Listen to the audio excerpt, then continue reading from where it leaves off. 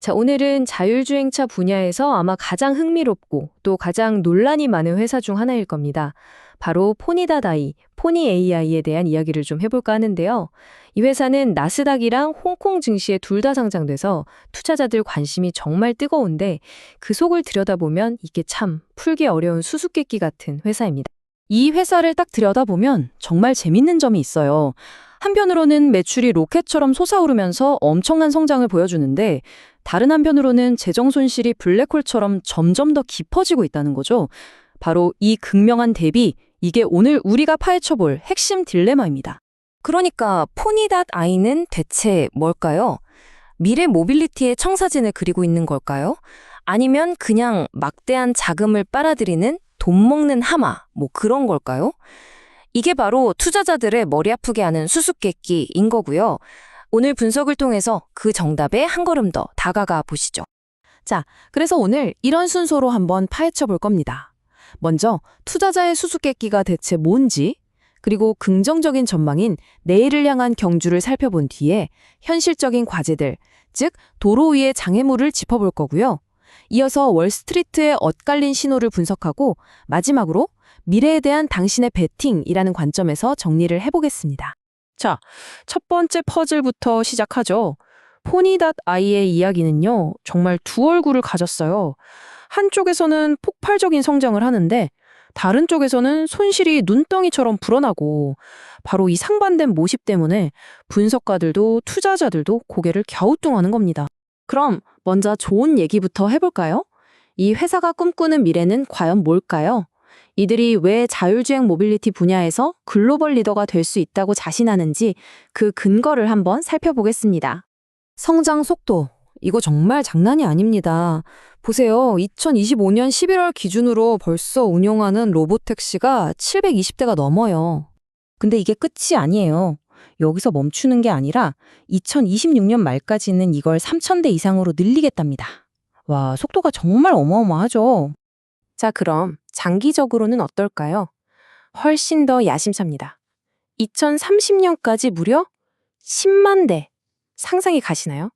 이게 바로 포니더가이가 그리고 있는 빅픽처입니다. 근데 그냥 차량 대수만 늘리는 게 아닙니다. 더 중요한 건 이걸 훨씬 더 효율적으로 하고 있다는 거예요. 7세대 로보택시는요, 제조 비용을 무려 70%나 깎았어요. 70%요.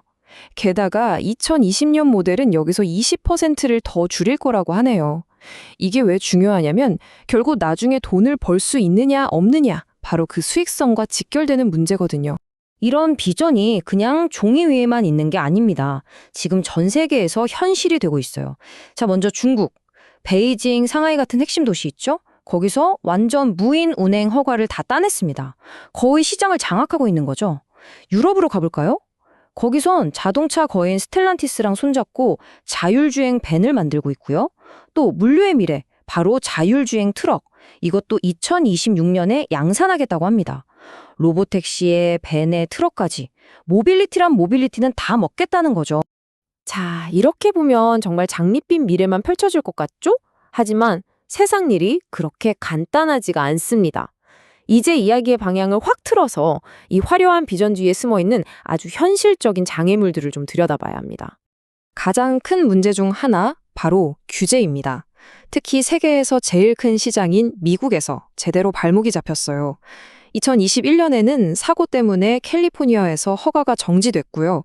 설상가상으로 2024년에는 미국 상무부가 아예 중국산 커넥티드 차량을 금지해버렸습니다. 사실상 미국 시장 진출길이 막혀버린 셈이죠.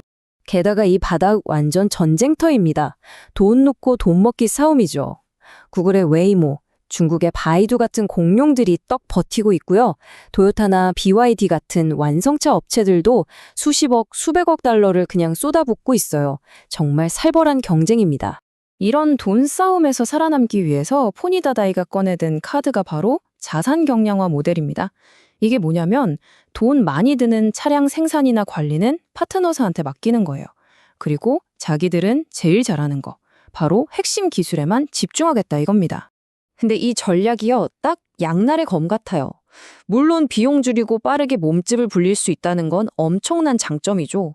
하지만 반대로 생각해보면 차량 품질을 직접 통제하기 어렵고 파트너사가 잘못되면 같이 흔들릴 수 있다는 그런 리스크도 분명히 존재합니다. 자, 그럼 이렇게 좋은 점, 나쁜 점이 막 섞여 있는데 이걸 보는 금융 전문가들, 그러니까 월스트리트는 과연 어떻게 생각하고 있을까요? 놀랍게도요, 이런저런 위험 요소가 많은데도 월가 분석가들 생각은 꽤 긍정적입니다. 강력 매수 의견이 대부분이고요. 주가도 앞으로 훨씬 더 오를 거라고 보고 있어요. 그래서 바로 이 지점에서 가치평가의 역설이라는 게 등장합니다. 이게 정말 재밌는데 미래에 벌어들일 돈을 기준으로 계산하는 DCF 모델로 보면 이 주식은 엄청 싸요. 저평가됐다는 거죠. 근데 지금 당장 버는 돈이랑 비교하는 주가 매출 비율 PS로 보면 또 엄청 비쌉니다. 아니 어떻게 한 회사가 미래 가치로는 싸고 현재 가치로는 비쌀 수가 있을까요? 정말 알쏭달쏭하죠. 이 논쟁의 한가운데에는 결국 차가운 숫자가 있습니다. 보세요. 순손실이 어마어마하고 연구 개발비로도 계속 돈이 나가고 있어요. 흑자로 돌아서려면 빨라야 2029년은 돼야 한다고 봅니다. 그러니까 앞으로 몇 년은 계속 돈을 태워야 한다는 얘기죠. 다행인 건 아직 3년 넘게 버틸 현금은 가지고 있다는 점입니다. 이게 그나마 완충 역할을 해주고 있는 거죠. 자, 이제 결론으로 가볼까요? 결국 포니닷아이에 투자한다는 건요, 그냥 주식 하나 사는 게 아니에요. 이건 어떤 특정한 미래에 돈을 거는 것과 같습니다. 결국 모든 이야기는 이 한 장의 슬라이드로 정리가 됩니다. 한쪽에는 자율주행 시장을 선도하겠다는 눈부신 꿈이 있고요. 다른 한쪽에는 계속되는 적자와 규제라는 아주 차가운 현실이 있는 거죠. 아니, 이렇게 위험한데 왜 투자하냐고요? 답은 간단합니다. 이들이 노리는 시장의 크기가 정말 상상을 초월하기 때문이에요. 자율주행차 시장, 서비스형 모빌리티 시장, 이거 다 합치면 수천조 원 규모입니다. 우리나라 1년 예산보다 몇 배는 큰 그야말로 어마어마한 시장인 거죠.